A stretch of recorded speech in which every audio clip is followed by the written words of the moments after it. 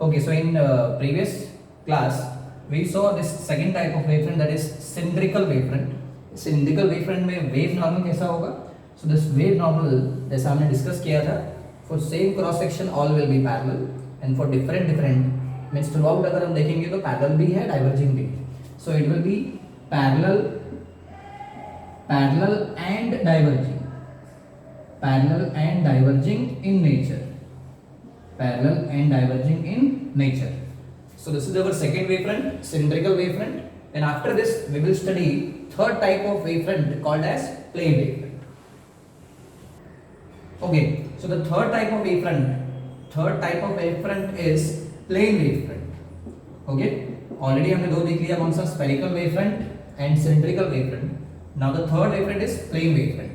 Now for plane wavefront, what is the requirement of source? Source कैसा होना चाहिए? So for plane wavefront, the requirement is means source can be anything. So any source at infinite distance. Very important. Any source, but it should be at infinite distance. तो यहाँ पे finite नहीं, यहाँ पे कैसा है? Infinite. तो infinite distance पे होगा. So say example, suppose if we consider कि sunlight, sun is very far from earth, so we can say कि sun से जो भी light आ रहा है, means sun is at infinite distance. तो उधर से जो भी light आएगा वो कैसा होगा? It will be parallel. तो अगर ये parallel ray of light आ रहा है, ठीक है? Parallel ray of light. Now if there are n number of parallel ray of lights coming, okay, and वो जो भी n number of parallel rays आ रहा है, suppose अगर मैं ऐसे बोलूँ कि ऐसे n number of rays आ रहा है, n number of parallel rays, ठीक है? Then अगर मैं क्या करूँ, वो parallel rays का सबका locus consider करूँ, locus. तो locus of all that point will be like plane. कैसा फॉर्म हो जाएगा वो? प्लेन जैसा फॉर्म होगा, and that is called as plane wavefront. Are you getting? Suppose there are n number of ray of light which are coming parallelly. तो parallelly बहुत सारे rays आ रहे हैं. तो parallelly अगर बहुत सारे rays आ रहे हैं parallelly, और अगर मैं क्या करूँ, सबका locus consider करूँ, locus of all that point, so that will form what? Plane, and that is called as plane wavefront. तो example suppose ये अपने rays हैं जो parallelly आ रहे हैं, तो इसका locus अगर हम consider करेंगे, so it will be something like this. Okay, so locus will be something like this, कि ऐसे कुछ दिखेगा like this. Okay, and this is nothing but our locus of all that point. So we can say कि ये अपना क्या है, ये जो अपना portion है, ये अपना है plane wavefront. Okay, again ये light आगे जाएगा, and at another instant we can also find second wavefront, second position of wavefront, कि suppose यहाँ पे आ गया next वाला wavefront like this. So these two are nothing but, ये जो अपने को दोनों मिल गया, so this is our plane wavefront. क्या है ये? plane wavefront. Okay, and जो ray और again जो energy का direction होता है, this energy का direction is nothing but our wave normal.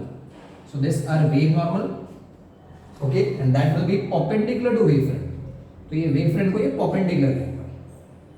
So wave normal will be perpendicular to wavefront. तो ये wavefront है और ये wave normal है. So what are the nature, अगर हम nature की बात करें कि what is the nature of wave normal? What is the nature of wave normal in case of plane wavefront? तो plane wavefront में wave normals कैसा है? All rays are parallel. जो rays है वही तो wave normal है. So here we can say कि all wave normals are parallel to each other. तो wave normal कैसा है? Parallel. Spherical wavefront में कैसा था wave normals? तो spherical wavefront में wave normal कैसा था अपना? Diverging. कैसा था? Diverging. फिर उसके बाद cylindrical में कैसा था? Diverging and parallel. और इसमें कैसा है? In case of plane wavefront we can say कि here wave normals are parallel. Okay? तो this are the three types of wavefront. Again फटाफट रिवाइज करते हैं. Spherical में क्या requirement है? Point source at finite distance. Then in case of cylindrical wavefront, requirement is linear or slit source at finite distance. In case of plane wavefront, the requirement is any source, कोई भी source, क्योंकि कोई भी source होगा अगर वो infinity पे होगा ना, then all ray of light coming from that will becomes parallel only. So any source at finite distance will form plane wavefront. तो ये अपने three types of plane wavefront है, and accordingly तीनों केस में क्या क्या नॉर्मल कैसा कैसा होगा। तो ये पॉइंट्स हो गए। Okay, now let's see some important point. तो इसमें कुछ इंपॉर्टेंट पॉइंट देख लेते हैं, लाइक नोट वाइज, कि वेव फ्रंट में ही कुछ नोट देखते हैं। वेव फ्रंट का कुछ important point. So first point if you talk about the phase difference means कभी कभी एमसीक्यू वैसे आता है कि this is a wave front, ये सपोज स्फेरिकल वेव फ्रंट है। स्फेरिकल वेव फ्रंट में वी नो ये पॉइंट सोर्स है। So if there are 2 points, इस पे 2 पॉइंट है, पॉइंट ए, पॉइंट बी, ये अपना क्या है, this is spherical wave front. So spherical wave front, there are 2 points A and B. अब क्वेश्चन कैसे आता है कि what is the phase difference, I denote it as delta phi. तो what is phase difference between A and B. तो A और B में क्या फेज डिफरेंस होगा, ये अपने को फाइंड करना है। तो बताओ क्या फेज डिफरेंस होगा। What is phase difference between A and B, whether it is 180 degree, 90 degree, 0 और what. So the answer is the phase difference between A and B will be 0 degree. Why 0? Since these 2 points are on wavefront, और wavefront का definition क्या है, locus of all the points which all are in same phase and all receives light at the same time. So same time same phase ऐसे हम क्यों बोलते हैं कि लाइट अगर सपोज यहाँ से लाइट अगर जा रहा है ये डायरेक्शन, तो लाइट अगर यहाँ से ये डायरेक्शन में गया, तो सपोज अगर यहाँ पे क्रेस्ट ट्रफ मीन्स इसको क्या मिल रहा है, ट्रफ वाला पॉइंट। इन सेम में अगर ये साइड भी जाएगा तो क्रेस्ट ट्रफ इसको भी क्या मिलेगा, ट्रफ ओनली। तो मीन्स ये दोनों को लाइट सेम टाइम पे मिलने वाला है, सेम फेज में मिलने वाला है। हेंस वी कैन से दोनों के बीच में फेज डिफरेंस क्या आएगा, 0। Even you take any point, any 2 point on the wavefront, on any wavefront, the phase difference between that 2 point will be 0 since all points are in same phase. तो ये एक important point है, note कर लेना है क्या कि phase the all points on wavefront are in same phase, hence the phase difference between any 2 point on any wavefront is 0. Now the second point is very important कि spherical wavefront में और cylindrical wavefront में हमने क्या बोला कि distance क्या होना चाहिए, फाइनाइट होना चाहिए। बट अगर इनफाइनाइट होगा तो क्या होगा, तो सपोज अगर ये पॉइंट सोर्स है, ये अपना इनिशियली कैसा फॉर्म हो रहा है, स्फेरिकल वेवफ्रंट। तो द स्फेरिकल वेवफ्रंट अगर इसी को हम इंफिनिटी पे देखेंगे, तो इंफिनिटी पे जो कर्वेचर है this will be like plane, ये ऐसे हो जाएगा। सो स्फेरिकल वेवफ्रंट और प्लेन वेवफ्रंट, सपोज अगर ये प्लेन वेवफ्रंट भी होगा, प्लेन वेवफ्रंट, तो प्लेन वेवफ्रंट का जो कर्वेचर है ऐसा, तो दैट कर्वेचर वो इंफिनिटी पे जाके आगे तो कैसा हो जाएगा, प्लेन। तो very important point is spherical wavefront और प्लेन वेवफ्रंट, स्फेरिकल वेवफ्रंट और cylindrical wavefront at infinite distance that will convert into plane wavefront. तो that is our second important point, that will convert into plane wavefront. Clear? पहला point क्या है, phase difference between any 2 points on the wavefront is 0, and spherical wavefront or cylindrical wavefront at infinite distance will convert into plane wavefront. Okay, the spherical wavefront, cylindrical wavefront at infinite distance will convert into plane wavefront. तो plane wavefront में convert हो जाएगा, वो spherical wavefront और cylindrical wavefront at infinite distance will convert into plane wavefront. And the third point is like कभी कभी MCQ वैसे आता है कि if we place point source at the focus of convex lens, तो suppose अगर ये convex lens है, convex lens this is the focus, ठीक है, this is focus। हाँ, तो अगर इसके focus में हमने क्या रख दिया, point source, तो यहाँ पे अगर point source रख दिया तो वेवफ्रंट कैसा मिलेगा, तो इनिशियली point source है तो यहाँ से रे कैसे होगा, it will diverge, वैसे डाइवर्ज होगा, it will be diverging, then after that after passing through lens that will become parallel, तो ये parallel हो जाएगा। तो parallel हो जाएगा मीन्स अगर यहाँ पे हम क्या फाइंड करेंगे, locus, this locus will be plane, तो ये बनेगा अपना plane वेवफ्रंट, ठीक है। इनिशियली यहाँ पे कैसा आने वाला है, स्फेरिकल आएगा, ठीक है, तो diverging spherical wavefront. But after lens के बाद जो हमको मिलेगा वो कैसा होगा, तो लेंस के बाद जो हमको मिलेगा that will be plane wavefront. Okay, so like this 3 points are very important. तो ये अपना कुछ okay, note down this 3 point. Okay, screen को पॉज करके नोट कर लीजिए. नाउ वी विल सी ये तीनों वेवफ्रंट में क्या क्या और इंपॉर्टेंट पॉइंट्स है वो थोड़ा देख लेते हैं. Okay,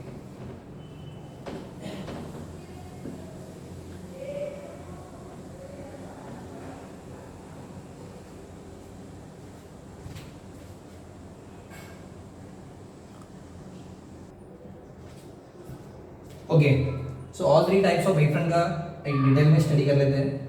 so like first of all we have wavefront.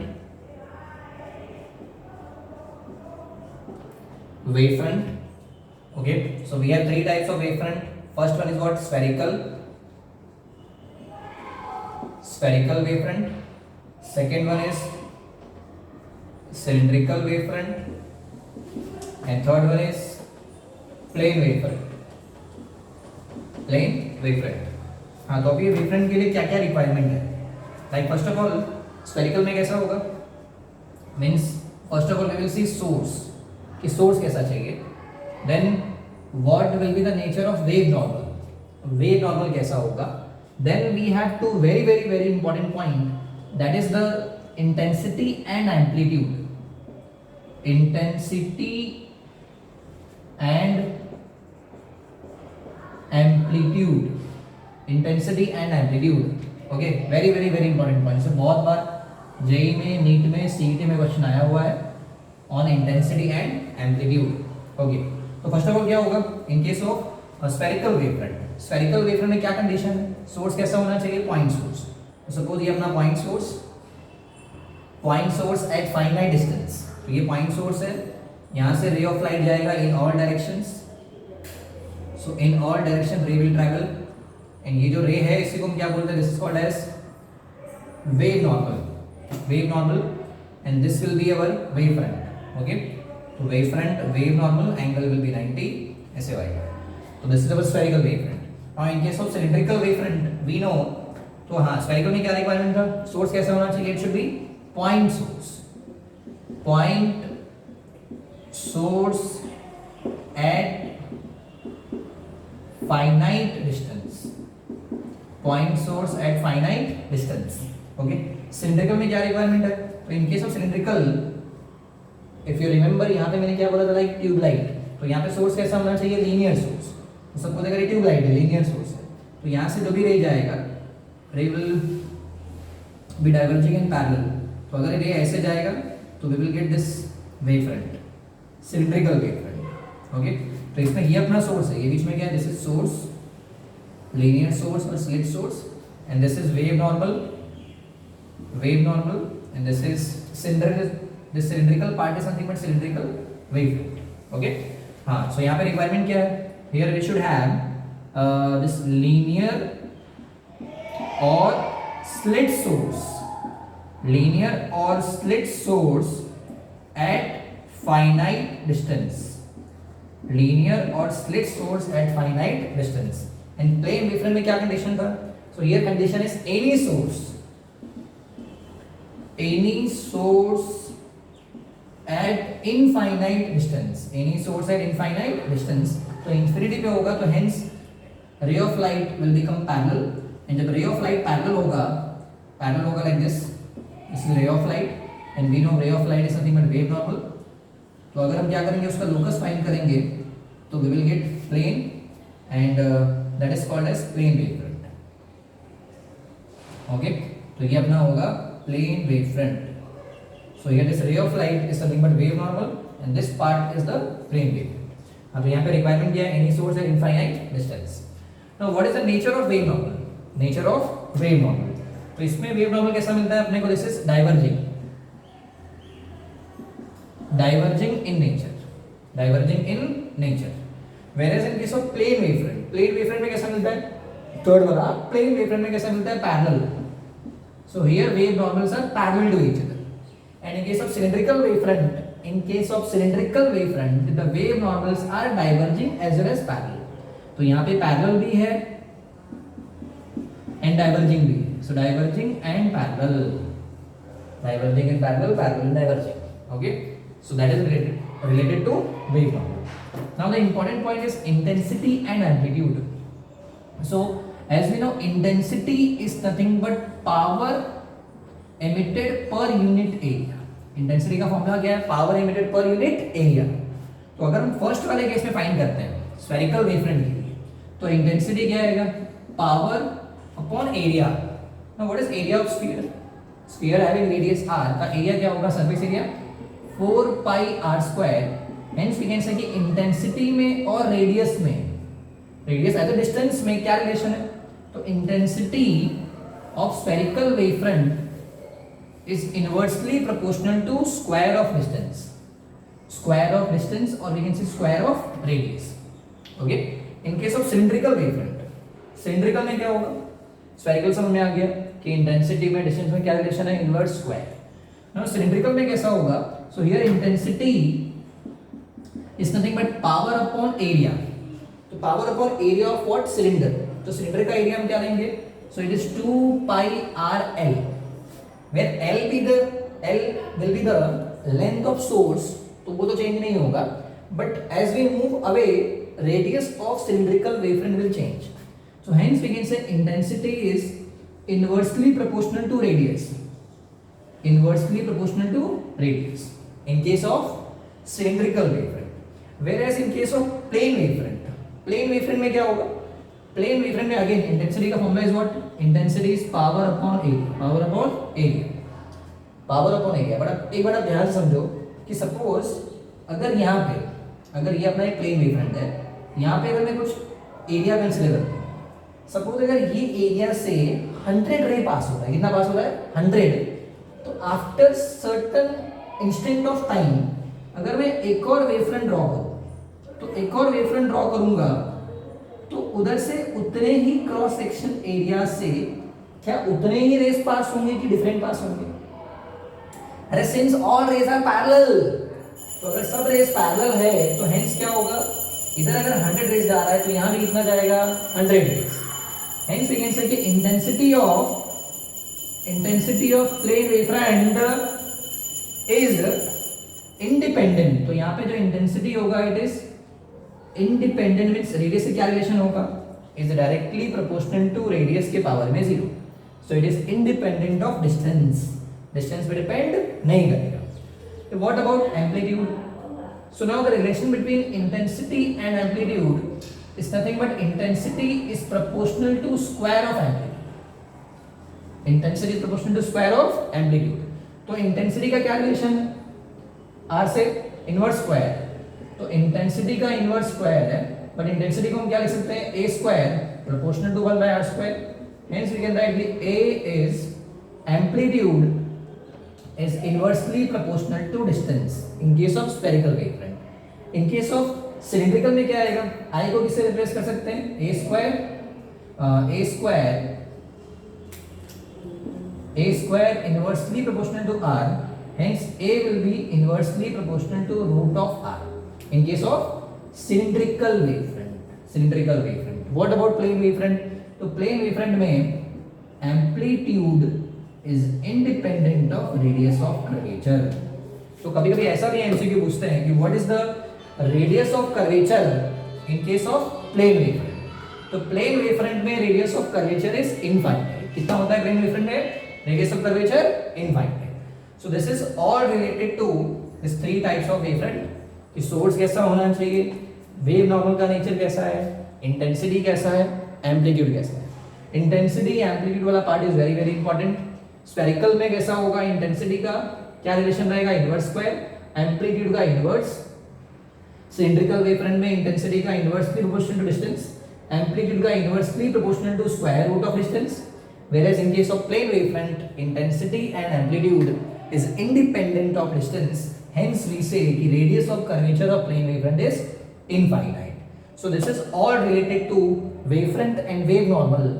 Next class we will start Huygens principle. तो Huygens का principle देखेंगे and construction of spherical wavefront and plane wavefront that we will see. Okay, thank you.